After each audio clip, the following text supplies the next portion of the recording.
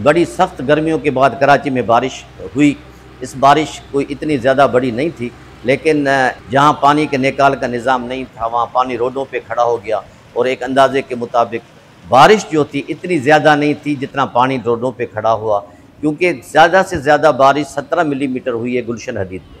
कराची में सदर का इलाका, शाहरा फैसल का और लालू खेत का इलाका, कई और ऐसे इलाके जहाँ पे पानी की निकासी का निज़ाम बिल्कुल न होने के बराबर है, वहाँ तकरीबन ट्रैफिक जाम हो रहा था या पानी से गुज़र रहा था।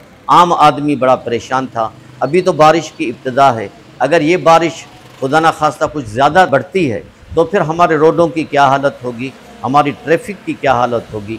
आला हुकाम को, खुसूसन KMC के इदारे को इस तरफ ध्यान देना चाहिए कि रोडों की सफाई का, पानी के निकासी का इंतज़ाम ऐसा अच्छा हो कि यकदम पानी रोडों से चला जाए और ट्रैफिक रवां दवा रहे।